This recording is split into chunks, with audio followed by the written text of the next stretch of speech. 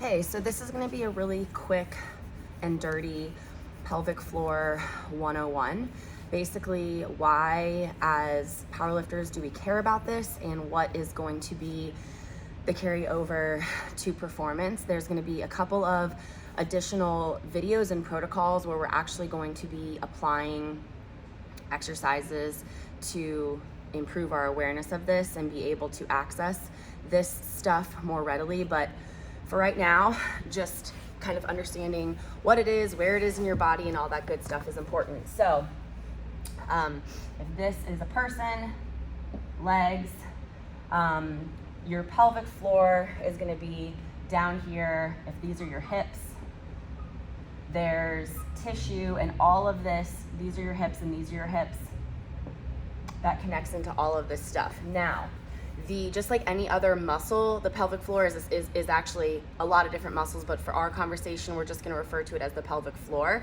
It can contract like a bicep can contract, and it can, just like any other muscle, and it can lengthen as well. So most of what, particularly if you're a female and you are between the ages of 30 and 90, you have heard about Kegels, which is contracting and drawing in that pelvic floor to make it strong.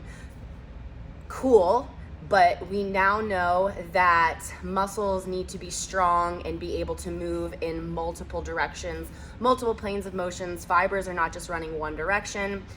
That's out the door now. So what we need to do is understand that for our lifting purposes and also for getting better access to our central nervous system, we actually need to train the pelvic floor.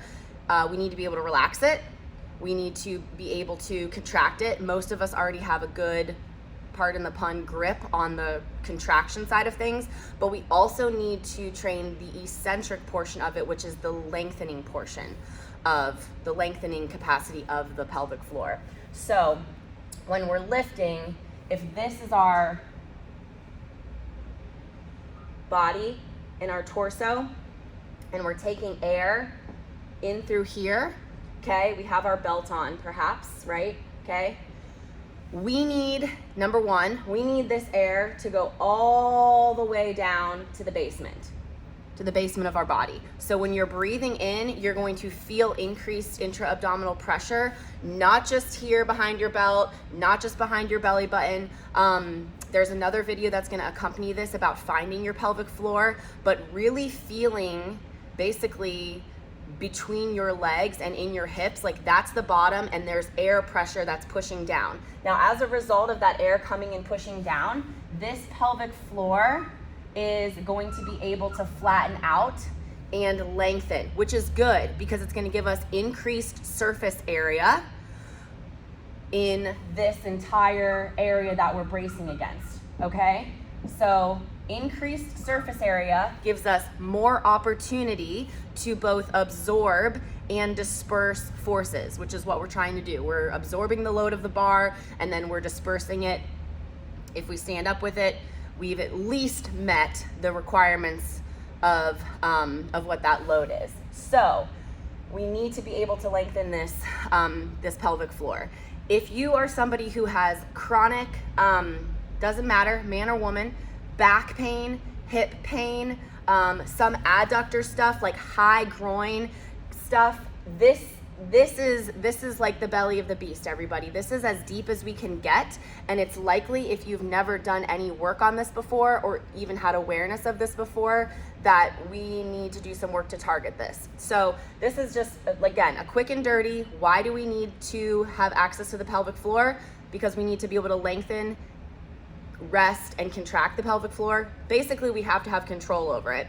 And number two, from a performance standpoint, we need to be able to utilize this for bracing. Incontinence is something that comes up frequently with women's lifting. Men, there are other things that happen on that side of things.